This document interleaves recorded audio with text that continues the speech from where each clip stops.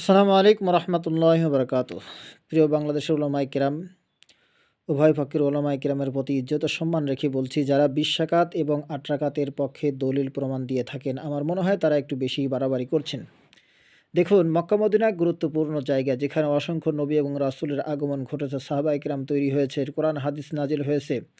১৪০০ বছর পরেও, ১৪৫০ বছর পরেও এখনও ইসলাম যেখানে প্রতিষ্ঠিত রয়েছে, নির্বিঘ্নে শান্তির সাথে ইসলাম পালন করতেছে এই দেশের মানুষ। সেই দেশে মক্কা এবং মদিনায় আগে ২০ রাকাত তারাবি চলত এবং মক্কা মদিনার বাহিরে ৮ রাকাত তারাবি চলত। কিন্তু আশ্চর্যের বিষয় যে মক্কা মদিনাওয়ালারা বড় বড় উলামায়ে কিরাম, জ্ঞানী গুণী, তারা কোনোদিন অভিযোগ করে নাই যে মক্কা মদিনায় গুরুত্বপূর্ণ জায়গা, ৮ রাকাত ২০ রাকাত তারাবি চলে, তাহলে মক্কা মদিনার বাহিরে কেন ৮ রাকাত তারাবি চলবে?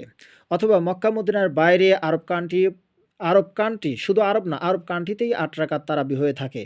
তারাও বড় বড় আলেম এবং জ্ঞানী, তারাও কোনোদিন অভিযোগ করে নাই যে মক্কা মদিনার বাহিরে সমস্ত জায়গায় ৮ রাকাত তারাবি চলে, তাহলে মক্কা মদিনায় কেন ২০ রাকাত তারাবি চলবে? এই অভিযোগ কিন্তু তারা করে নাই কখনোই। কারণ এইগুলি করার দ্বারা ইসলামের লাভ তো দূরের কথা, আরও বেশি ক্ষতির সম্ভাবনা থাকে, মুসলমানদের ঐক্য নষ্ট করা। আর ঐক্যের ব্যাপারে আল্লাহ সুবহানাহু ওয়া তাআলা কোরআনে কারিমের মধ্যেও বলেছেন, ওলামায়ে কেরাম আপনারা যথেষ্ট পরিমাণে জানেন।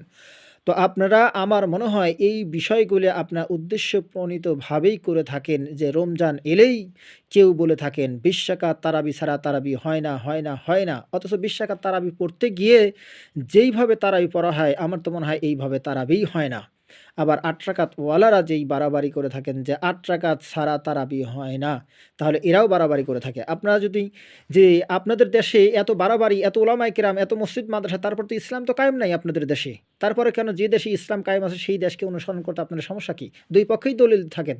তাহলে ২ পক্ষেই যদি দলিল থেকেই থাকে, তাহলে যেই দেশে ইসলাম প্রতিষ্ঠিত আছে ওই দেশকে অনুসরণ করেন। এতে সমস্যা কি আপনাদের? কিন্তু তা করেন না কেন? কারণ এখানে আপনাদের জেদ এবং অহংকার এগুলি কাজ করতেছে। উম্মার ঐক্য নষ্ট করার আপনাদের পায়তারা ফিকির চলতেছে, যে কোনো মতোই যেন উম্মাহ একত্রিত হতে পারে না। ওলামায়ে কেরাম, সারা বাংলাদেশের ওলামায়ে কেরাম যেন এক প্ল্যাটফর্মে না আসতে পারে। কি উদ্দেশ্য আপনাদের রয়েছে আল্লাহ পাকই ভালো জানেন, আর আপনারাই ভালো জানেন। আল্লাহ তাআলা আমাদের সকলকে দ্বীনের সঠিক বুঝ দান করুন। এবং সমস্ত ওলামায়ে কেরাম, আমার কথা, যে আহলে হাদিস, হানাফি, মাজারি, পীর সাহেব, যেই হোক না কেন, কোরআন এবং হাদিসকে সামনে রেখে সমস্ত ওলামায়ে কেরাম এক প্ল্যাটফর্মে আসতে হবেই। তবেই গা মানুষ শান্তিতে ইসলাম পালন করতে পারবে, যেমনটা আজও পর্যন্ত মক্কা, মদিনায় বা আরব কান্ট্রিতে শান্তির সাথে তারা ইসলাম পালন করে, কোনো রকমের দ্বন্দ্ব ফ্যাসাদ এখানে নাই।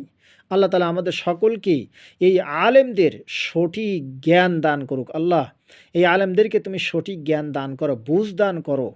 তারা জানে যে আল্লাহ রসুল ভবিষ্যৎবাণী করে গিয়েছে যে ওলামায়ে কেরাম বা মুসলমানদের মধ্যে ৭২ ফেরকা তৈরি হবে। এগুলি জানার পরেও তারা একের পর এক এই ফেরকাগুলি করেই তো চলেছে। আল্লাহ, এদেরকে তুমি বুঝ দান করো আল্লাহ। আর যারা এই মুনাফিকি করতেছে আল্লাহ, মুনাফিক তো আল্লাহ রসুলের জামানায়ও ছিল, যুগের পর যুগ তারা মুসলমানদের ভালো কোনোদিনও চায় নাই, ইসলামের তারা ভালো কোনোদিনও চায় নাই।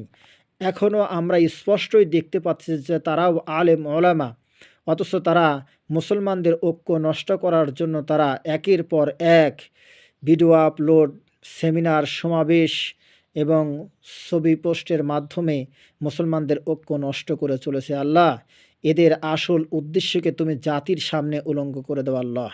আল্লাহ তাআলা আমাদের সকলকে ক্ষমা করো, সকল ওলামায়ে কেরাম, দ্বীনি মুসলমানকে ঐক্যবদ্ধ হওয়ার তৌফিক দাও, আমিন। ভিডিওটা ভালো লাগলে বেশি বেশি শেয়ার করে দিন।